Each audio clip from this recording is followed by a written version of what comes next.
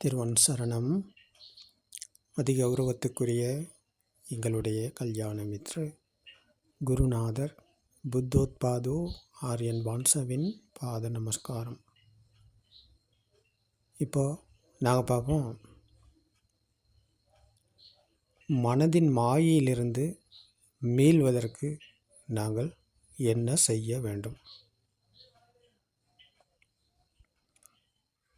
இந்த உலகமே மனதின் மாயைக்கு அகப்பட்டு தான் இன்றைக்கி போய்கொண்டிருக்கு. இந்த உலகத்தில் வாழும் அனைத்து மதத்தவரும் அனைத்து மனிதர்களும் மனதின் மாயைக்கு அகப்பட்டு தான் இன்றைக்கி போய்கொண்டிருக்காங்க. மனதின் மாயைக்குள்ளே தான் எல்லாமே வாழ்கிறாங்க. இந்த மனதின் மாயைக்கு அகப்பட்டு மாயையில் வாழும் இந்த மனிதன் அதிலிருந்து மீள்வதற்கு என்ன செய்யணும்? அப்போ இதை நாங்கள் கொஞ்சம் தெளிவாகவும் கொஞ்சம் விரிவாகவும் பார்ப்போம். சப்ப பாபஸ்ஸ அகரணங் குசலஸ் உபசம்பதா சச்சித்த பரியோ தபனங் ஏதம் புத்தானுசாசனம். அப்போ இதில் என்ன பகவான் புத்தர் அவர்கள் கூறுகிறார்கள் என்று நாங்கள் பார்ப்போம். சப்ப பாபஸ்ஸ அகரணம், அனைத்து எண்ணங்களும் பாவகரமானது. அப்போது அதில் புண்ணியம் என்பது இல்லை. பாவகரமானது என்றால் அது அனித்தியமானது. நித்தியம் என்று இங்கே ஒன்று கிடையாது. குசலஸ்ஸ உபசம்பதா, குசல என்கிற இந்த சத்தியத்தை காணும்போது, உண்மையை நாங்கள் உணரும் போது, இந்த குசல என்கிற இந்த உணர்வுக்குள் நாங்கள் விழித்து கொள்கிறோம், சத்தியத்தை காண்கிறோம். அப்போ அதுதான் பகவான் புத்தர் அவர்கள் கூறும், இந்த சத்தியத்தை காண்பதற்கு ஒரு முயற்சி தேவை, ஒரு விடாமுயற்சி எங்களுக்கு தேவை. அந்த முயற்சி, அப்போ அந்த அர்ப்பணிப்பு தான் அந்த குசல என்று பகவான் புத்தர் அவர்கள் போதிக்கிறார்கள். அப்போ அந்த குசல என்கிற இந்த சத்தியத்தை காண்பதற்கு எங்களுக்கு ஒரு முயற்சி, ஒரு தேடுதல், ஒரு விமர்சனம் இருக்கணும். அப்போ இந்த குசல உள்ளவருக்குத்தான் பகவான் புத்தர் அவர்கள் போதிக்கிறார்கள், சச்சித்த பரியோ தபனம், இந்த சித்த தமன என்பது நடக்கிறது என்று பகவான் புத்தர் அவர்கள் கூறுகிறார்கள். அதாவது சித்த தமன என்பது மனம், உலகால மனதுக்கு அடிமையாகி வந்த மனிதன் மனதின் மாயிலிருந்து மீண்டு சத்தியத்தை உணரும் போது, அவர் சத்தியத்துக்குள் விழித்து கொள்ளும் போது, அவர் அந்த மனம் அந்த குசலைக்கு அடிமையாகிறது. மனம், எண்ணங்கள் இந்த சத்தியத்தை கண்டதன் பிறகு, சத்தியத்தை உணர்ந்ததன் பிறகு சத்தியத்துக்கு மனம் அடிமையாகிறது, எண்ணங்கள் அடிமையாகிறது. அப்போது இந்த சித்த தமனி என்கிற மனதை முறியடிக்கும் சுபாவம் இந்த குசலைக்குத்தான் உள்ளது என்று பகவான் புத்தர் அவர்கள் கூறுகிறார்கள். ஏதம் புத்தானுசாசனம், இதுதான் அனைத்து புத்தரினதும் வழிகாட்டலாக இருந்தது. எல்லா புத்தர்களும் இதைத்தான் சொன்னார்கள், இதைத்தான் செய்தார்கள். அப்போது இந்த வழிக்கு வராமல் ஒருவர் மனதின் மாயிலிருந்து விடுபட முடியாது, எண்ணங்களிலிருந்து விடுபட முடியாது. அவர் எண்ணங்களுக்கு அடிமையாகி, மனதிற்கு அடிமையாகி, எண்ணங்களை உண்மை என நம்பி அவருடைய பயணம் போய்கொண்டே இருக்கும். அது தொடர் கதையைப் போல. அப்போ இந்த தொடர் கதைக்கு முடிவு இல்லை. அப்போ முடிவில்லாத இந்த பயணத்தை தொடர்ந்து போகும் அஸ்ருதவத் புதக்ஜன மித்யா துஷ்டிக உம்மந்தக உலகம் உண்மை என நம்பி வாழ்கிறார். உலகம் இருக்கிறது, கண்களுக்கு தெரிவது வெளியில் இருக்கிறது, காதுக்கு கேட்பது வெளியில் இருக்கிறது, மூக்குக்கு உணரும் வாசனை மற்றும் துர்நாற்றம், நாக்குக்கு உணரும் சுவை, உடலுக்கு உணரும் குளிர் உஷ்ணம், இறுக்கமான அந்த தன்மைகள் அனைத்தும் வெளியில் இருக்கிறது என்று நினைத்து பிடித்து கொண்டு அந்த பிடிப்பில் வாழ்கிறார். அந்த பிடிப்பில் வாழும் இந்த மனிதனுக்கு அப்போ எல்லாம் இருக்கிறது. அப்போ எல்லாம் இருக்கும், அவரும் இருக்கிறார். அப்போ எல்லாம் இருக்கிறது என்கிற துஷ்டியில் அப்போ அவர் இருக்கிறார். அப்போ துஷ்டியில் இருக்கும் இவர் இருப்பது மனதின் மாயையில். மனதின் மாயையில் இருந்து கொண்டு இந்த துஷ்டியில் வாழும் இந்த மனிதன் போவதப்போ பிறப்பு இறப்பு பிறப்பு இறப்பு என்ற பயணத்தை மேற்கொண்டு போயிட்டு இவர் முடிவில்லாத இந்த பயணத்தில் தொடர்கதையாக போய்கொண்டிருக்கிறார். தொடர்ச்சியாக போய்கொண்டே இருக்கிறார். அப்போ அதற்கு முடிவில்லை. அப்போது இதில் முடிவை கண்டார் பகவான் புத்தர் அவர்கள். இந்த உலகத்தில் யாராலும் காண முடியாததை சத்தியத்தை உணர்ந்தார்கள், புரிந்து கொண்டார்கள், உணர்ந்தார்கள். சத்தியத்தோடு விழித்து கொண்டபோது, சத்தியத்தோடு இணைந்தபோது அப்போது மனதின் மாயிலிருந்து விடுதலை அடைந்தார்கள். எண்ணங்களிலிருந்து விடுதலை அடைந்தார்கள். மரணத்தை வென்றார்கள், உலகத்தை வென்றார்கள். அப்போது இந்த வழிக்கு வராமல் அவர் சுத்தபத் ஆரிய ஸ்ராவகராக முடியாது. அவர் மரணத்தை வெல்ல முடியாது, உலகத்தை வெல்ல முடியாது, மனதின் மாயிலிருந்து விடுதலை அடைய முடியாது. அப்போது அனைத்து எண்ணங்களும் பாவகரமானது என்றால், அதில் உண்மை என்று ஒன்று இல்லை என்றால், இதில் நிச்சயம் என்று இங்கே ஒன்று இல்லை என்றால், அப்போ இவை அனைத்தும் அனித்தியம் என்றால், அப்போது அனித்தியமானதில் உண்மை இல்லை. அப்போது அதில் இருந்து கொண்டு நினைப்பில் வாழும் இந்த மனிதன் இருப்பது துன்பத்தில் தானே. இப்போ துன்பத்தில் தானே இருக்கார். அவருக்கு இன்பம் எங்கே இருக்குது? இன்பம் என்பது அவருக்கு எங்கேயுமே இல்லையே. அனித்தியமான உலகத்தை நிச்சயம் என்று பிரித்து கொண்டு உண்மையில்லாத உலகத்தை உண்மை என்ற பிடிப்பில் இருந்து கொண்டு வாழும் இந்த மனிதன் அப்போ இருப்பது துன்பத்தில் தானே. அப்போ துன்பத்தில் மேலும் அவருக்கு வழி கிடைக்காதே. சத்தியத்தை உணராத வரைக்கும் அவருக்கு அப்போது அனித்தியம், துன்பம், அனாத்மம் என்றால் அப்போ நாங்கள் எல்லாமே ஆத்ம துஷ்டியில் தான் வாழ்கிறோம். ஆத்ம துஷ்டியில் வாழும் இந்த மனிதன் அனாத்ம தர்மம் பற்றி தெரிந்து கொள்ளாமல், அதை அறிந்து கொள்ளாமல் வாழ்கிறார். இப்போது அனாத்ம தர்மத்தை கையாள்பவருக்குத்தான் பகவான் புத்தர் சென்ற வழி கிடைக்கிறது. அவர் அனாத்ம தர்மத்தை அனாத்ம கோணத்தில் கையாண்டு அதில் சத்தியத்தை புரிந்து உணர்ந்து அவர் நிர்வாணம் அடைகிறார். அப்போது எண்ணங்களிலிருந்து, மனதின் மாயிலிருந்து அவர் விடுதலை அடைகிறார். அப்போது உலகம் உண்மை இல்லை, நாங்கள் எல்லாம் நினைத்து கொண்டு தான் இருக்கிறோம். கண்களுக்கு தெரிவது வெளியில் இருக்குதுன்னு நாங்கள் நினைக்கிறோம். கண் சொல்லலை வெளியில் இருக்குதுன்னு சொல்லி, காதுக்கு கேட்பது வெளியில் இருக்குதுன்னு சொல்லி நாங்கள் நினைக்கிறோம். அப்போது காதும் சொல்லலை வெளியில் இருக்குதுன்னு சொல்லி, அப்போ இந்த உற்பத்தி நிலையங்களுக்குள் உள்நுழைந்ததை நாங்கள் வெளியில் இருக்குதுன்னு சொல்லி நினைத்து கொண்டு தான் இருக்கோம். அப்போ இதைத்தான் பகவான் புத்தர் அவர்கள் சொன்னார்கள், நீங்கள் நினைப்பது எங்கேயும் இல்லை என்று, நீங்கள் நினைப்பது எங்கேயும் கிடையாது என்று சொன்னார்கள். அப்போ நினைப்பில் தானே எல்லாருமே வாழ்கிறாங்க, நினைத்து கொண்டு தானே இருக்கிறாங்க. அப்போது எல்லா மனிதனும் இந்த துன்பத்தில் தானே இருக்கிறார். மனதின் எண்ணங்களுக்கு அகப்பட்டு எண்ணங்களில் வாழும் இந்த மனிதன் துன்பத்தில் மூழ்கி கிடக்கிறார். துன்பத்தில் மூழ்கி இருக்கும் இந்த மனிதன் என்றைக்கு சரி ஒரு நாளைக்கு சத்தியத்தை கேட்டால்தான் அவருக்கு துன்பத்தில் மேலும் வழி கிடைக்கும். அது பகவான் புத்தர் அவர்கள் போதனை செய்த சத்திய தர்மம். அவர் சத்திய தர்மத்தை கேட்டு அறிந்து கொள்ளாத வரைக்கும் அவர் இருப்பது அஸ்ருதவத் புதக்ஜன மித்யாதுஷ்டிக உம்மந்தக பூமியில். அப்போ அவர் உலகம் உண்மையினை நம்பிக்கொண்டு இருக்கிறார்.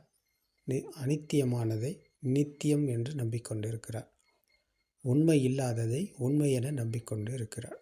அப்போ நம்பிக்கையில் வாழும் இந்த மனிதன் மூட நம்பிக்கையில் தான் இருக்கிறார்.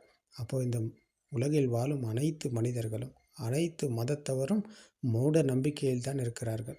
மூட நம்பிக்கையில் கடவுளிடம் செல்ல, ஆண்டவனிடம் செல்ல, அல்லாவிடம் செல்ல, இறைவனிடம் செல்ல என்று ஒவ்வொரு முறையை கையாளுறாங்க. அப்போ இவைகள் எல்லாமே மாயைக்குள் தான் இருக்கிறது. மாயைக்குள் அகப்பட்டு போகும் இந்த மனிதனுக்கு அவை எங்கேயுமே எப்போவுமே அகப்படாது. எங்கேயுமே அப்படி ஒன்றும் கிடையாது.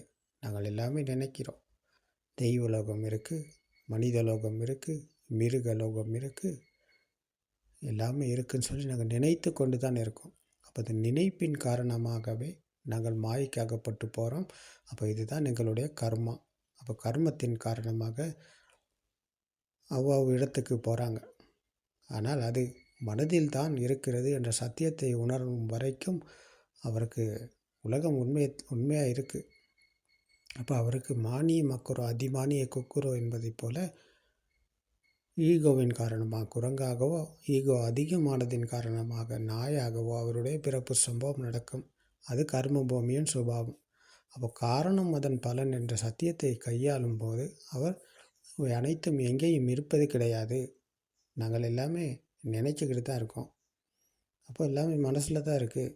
கண்களுக்கு தெரிந்தது வர்ணம், காதுக்கு கேட்டது சத்தம், மூக்குக்கு உணர்ந்தது வாசனை, நாக்குக்கு உணர்ந்தது சுவை, உடலுக்கு உணர்ந்தது குளிரோஷ்ணம் இறுக்கமான தன்மைகள். அப்போ இவை வெளியில் இருக்குன்னு சொல்லி நாங்கள் நினச்சிக்கிட்டு தானே இருக்கோம். அப்போ நினைப்பில் தானே நாங்கள் வாழ்கிறோம். அப்போ நினைப்பில் இருந்து விடுதலை அடைய முதலில் எப்படி இது உருவானது என்பதை கண்டு அறிய வேண்டும். கண்டு அறிந்தவருக்குத்தான் அதிலிருந்து மீள முடியும். அப்போது அது இருப்பது சத்திய தர்ம போதனையில். அதை யாராலும் கண்டுபிடிப்பது என்பது இலகுவான காரியம் கிடையாது. அது பகவான் புத்தர் அவர்களால் மட்டுமே முடிந்தது. முதலாக இந்த சத்தியத்தை விமர்சித்து கண்டுபிடித்து, ஆன்மா என்கிற துஷ்டி உருவான விதத்தை கண்டுபிடித்து, மனம் உருவான விதம் பற்றி கண்டுபிடித்து, மனதின் மேலும் வழியில் பிராக்டிக்கலாக நடைமுறையில் கையாண்டு மனதிலிருந்து விடுதலை அடைந்து முற்றுமுழுதாக உணர்வு அற்ற நிலையில் நிர்வாணம் அடைகிறார்கள், புத்த சுபாவம் அடைகிறார்கள். அப்போ அதுதான் திரைலோகநாத சம்மா சம்புத்த என்ற சுபாவம். முதலாக சத்தியத்தை தானே சுயமாக புரிந்து உணர்ந்ததன் காரணமாக திரைலோகநாத சம்மா சம்புத்த என்று அழைக்கப்பட்டார்கள். அதுதான் புத்த சுபாவம். அப்போ அந்த வழியைத்தான் பகவான் புத்தர் அவர்கள் போதனை செய்தார்கள். இதுதான் வழி, இந்த வழிக்கு வாருங்கள். இந்த வழியில் நடைமுறையில் கையாண்டு பார்த்தீங்கன்னா உங்களுக்கும் இந்த சத்தியத்தை புரிந்து உணர முடியும். அப்போது இந்த புரிந்து உணர்ந்தவர்கள் விமோச்சனம் அடைந்தார்கள், விடுதலை அடைந்தார்கள்.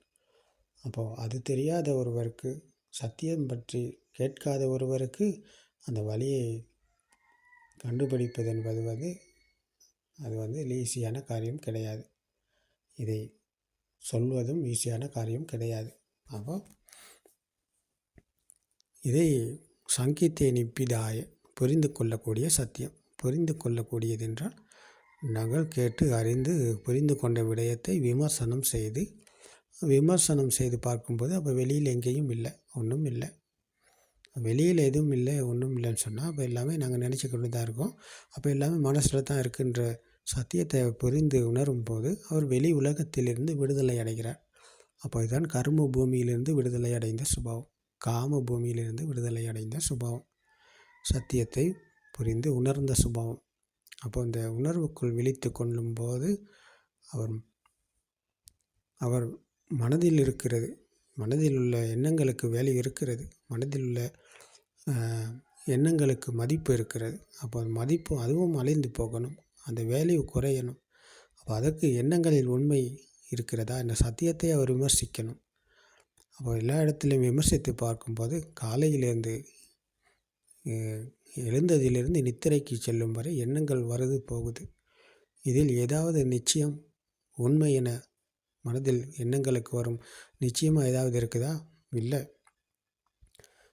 அப்போது எல்லா நேரங்களிலும் எண்ணங்கள் வருது போகுதுன்னு சொன்னால் அதில் நிரந்தரம் என்று இங்கே ஒன்று இல்லை.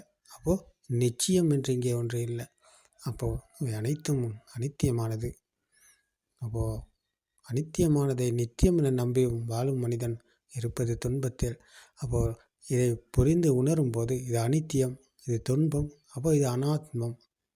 அனாத்ம கோணத்தை கையாண்டு இதை அனாத்மத்தை சத்தியத்தை உணரும்போது, அனாத்ம தர்மத்தை சத்தியத்தை உணரும்போது அவர் அனாத்ம தர்மத்துக்குள் விழித்து கொள்ளுகிறார். அப்போது எண்ணங்களிலும் உண்மை இல்லை, மனதுக்கு வரும் எண்ணங்களிலும் உண்மை இல்லை.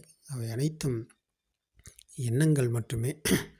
எண்ணம் எப்படி உருவானதுன்னு சொல்லி பார்த்தா, கண்ணும் காதும் இணைந்தது தான் எண்ணம், அதுதான் மனம், அதுதான் ஆன்மா என்ற துஷ்டி. அப்போ பிறந்தபோது பிஞ்சு குழந்தைக்கும் ஒன்றும் இருக்கலை, எதுவுமே இருக்கலை. அப்போ கண்ணும் காதும் இணைந்தது, சத்தமும் வர்ணமும் இணைந்ததன் காரணமாக அம்மா உருவானார். அந்த உருவான உணர்வு தான் ஆன்மா என்ற துஷ்டி. துஷ்டியில் தான் அந்த குழந்தை வாழத் தொடங்கியது, வளரத் தொடங்கியது. அப்போ மொண்டிசோரிக்கு அனுப்பும்போது அந்த குழந்தைக்கு இது ஆப்பிள், இது மாம்பழம், இது தோடம்பழம், இது அன்னாசி பழம் என்று கண்களுக்கு வர்ணத்தை காட்டி காதுகளுக்கு சத்தத்தை கொடுத்தார்கள். அப்போ இது இரண்டும் இணைந்தது. அப்போது அவை அனைத்தும் வெளியில் இருக்குது என்று பிடித்து கொண்டது. பிடித்து கொண்ட உலகத்தில் நானும் இருக்கிறேன். அப்போது இப்படித்தான் குழந்தை உருவானது, எல்லாம் இருக்கும் உலகத்தில் நானும் இருக்கிறேன் என்று. அப்போ இவை அனைத்தும் சென்சர்களால் உள்நுழைந்தது. வர்ணம், சத்தம், வாசனை, சுவை, குளிர், இறுக்கமான பாரமான தன்மைகள் அனைத்தும் இந்த சென்சர்களால் உருவானது. அப்போ உருவானது அனைத்தும் உருவானது மட்டும்தான். கண்களுக்கு தெரிந்தது வர்ணம் சார்ந்து வர்ணம் மட்டும்தான். அப்போ அதுக்குள்ளே மாமரம், வாழை மரம், தென்னை மரம் என்பது நாங்கள் நினைக்கிறோம். காதுகளுக்கு கேட்டது வெறும் சத்தம் மட்டும்தான்.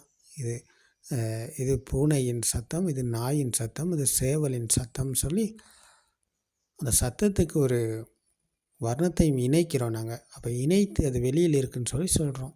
அப்போ அவை அனைத்தும் வெளியில் இருக்குன்னு சொல்வது தான் மாயை. அப்போது அது வெளியில்லைன்னு சொன்னால் அப்போ மனதிலும் இல்லை. அப்போ எண்ணங்கள் வெளியில் இல்லைன்னு சொன்னால் அப்போ உருவான விதத்தை நாங்கள் கண்டுபிடிக்கும் போது சத்தம் வர்ணம் இணைந்தது தான் அம்மா. அப்போ அம்மா வெளியில் இல்லை, அது ஒரு எண்ணம் மட்டுமே. அப்போ எண்ணம் என்பது நிரந்தரமாக மனசில் இருக்கா? இல்லை, அது நாங்கள் பிடிச்சு கொண்டு இருப்பதனால அது அந்த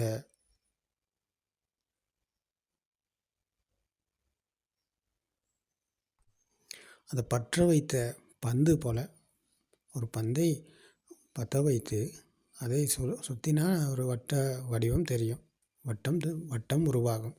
அந்த வட்டம் என்பது இருக்குதுன்னு சொல்லி நாங்கள் நினச்சா அது உண்மை கிடையாது.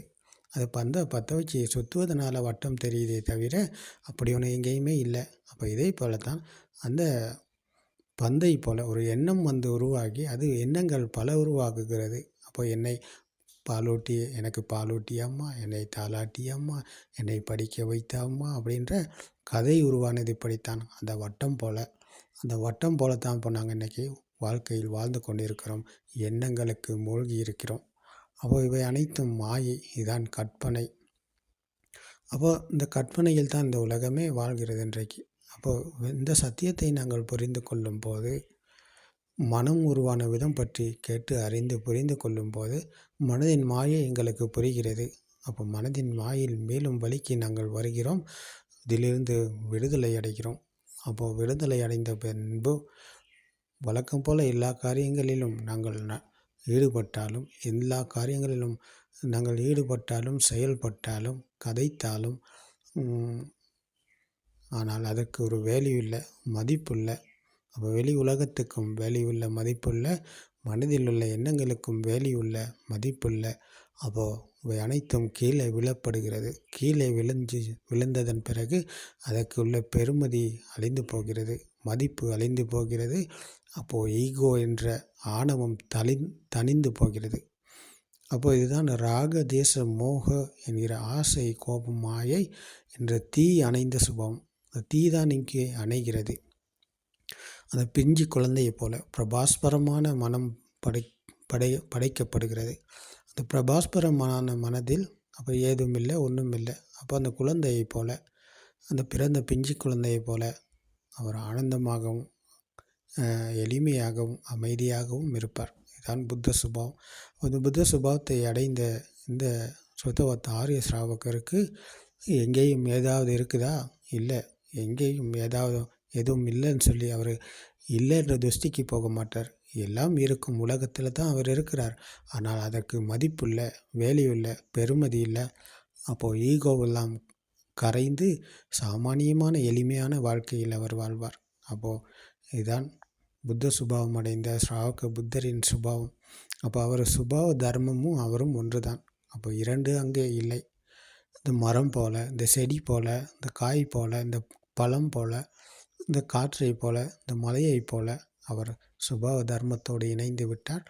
அப்போது இயற்கையும் அவரும் ஒன்று தான். அப்போது நான் என்று இங்கே ஒருத்தர் இருக்காரா? இல்லை. அப்போ எல்லாம் இருக்கும் துஷ்டியில் தான் நான் இருந்தேன். அப்போ துஷ்டியிலிருந்து மீண்டபோது நானும் இல்லை. அப்போ துஷ்டியிலிருந்து விடுதலை அடைந்து சாந்தமான இனிமையான சுவையில் வீற்றிருக்கிறார். புத்த சுபாவம் அடைந்து உலகத்தை வென்று மரணத்தை வென்று. அப்போ இந்த சத்திய தர்மத்தை நீங்களும் கேளுங்க. கேட்டு தொடர்ந்து பாருங்கள், கையாண்டு பாருங்கள், விமர்சித்து பாருங்கள். இது உங்களாலும் புரிந்து உணர முடியும். திருவன் சரணம்.